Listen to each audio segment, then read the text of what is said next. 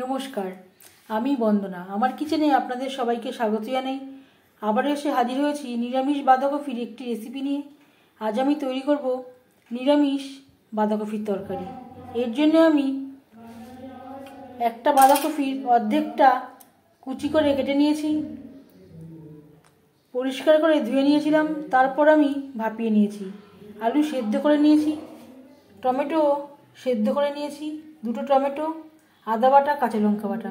তবে দেখে নেওয়া যাক আমি কীভাবে বাঁধাকপির তরকারি রান্না করি। আমি রান্নাটা করব রিফাইন্ড অয়েলে।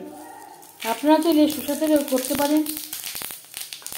ফোড়নে দিয়ে দিয়েছি 5 ফোড়ন, তেজপাতা। 10-15 সেকেন্ড ভেজে নেওয়ার পর দিয়ে দেবো আদা বাটা, কাঁচা লঙ্কা বাটা ও টমেটো। খুন্তির সাহায্যে যেভাবে একটু ম্যাশ করে দেবো। মশলা বেশ ভালো করে কষিয়ে নেওয়া হয়ে গেছে। এই পর্যায়ে দিয়ে দেবো গুঁড়ো মশলা, জিরের গুঁড়ো, লবণ, হলুদের গুঁড়ো।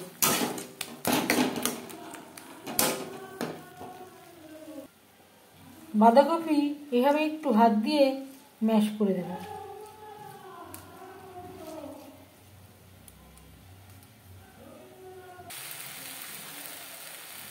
আর লাগছে মটরশুঁটি।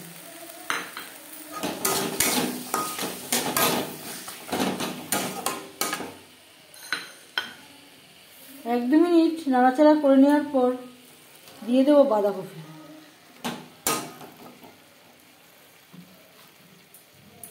বাঁধাকপি আমি পুরো সেদ্ধ করিনি, ভাপিয়ে নিয়েছিলাম।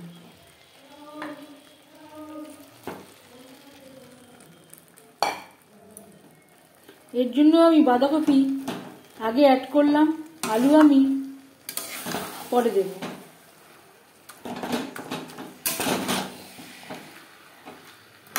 মশলার সাথে বাঁধাকপি বেশ ভালো করে মিক্সড করে দেবো।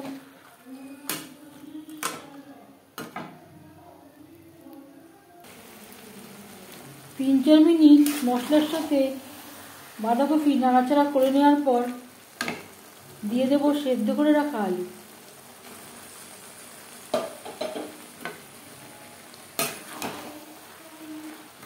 বাঁধাকপির সাথে আলু বেশ ভালো করে মিক্সড করে দেবো।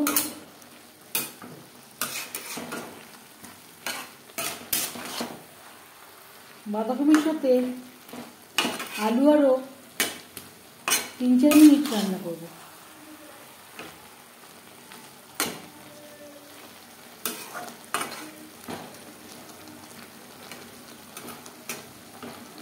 রান্না করব লো টু মিডিয়াম ফ্লেমে।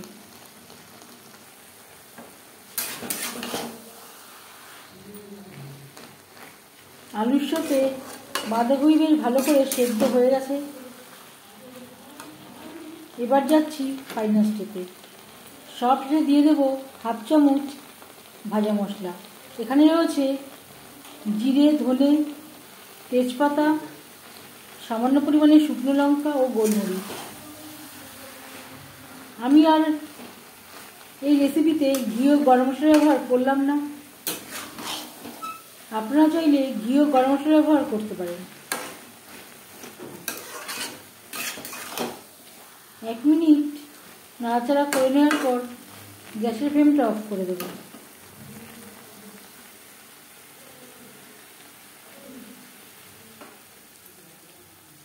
আর ঢেকে দেব। 5 মিনিট ঢেকে স্ট্যান্ডিং টাইমে রাখবো। এবার যাচ্ছি সার্ভ করার প্রসেসে।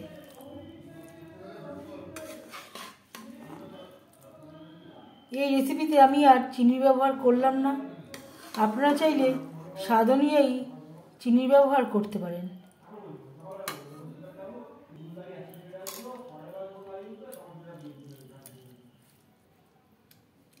আপনারা সবাই ভালো থাকবেন, সুস্থ থাকবেন।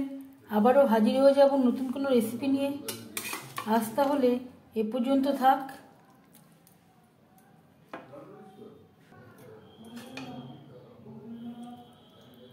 এই ভিডিওটি দেখার জন্য ধন্যবাদ।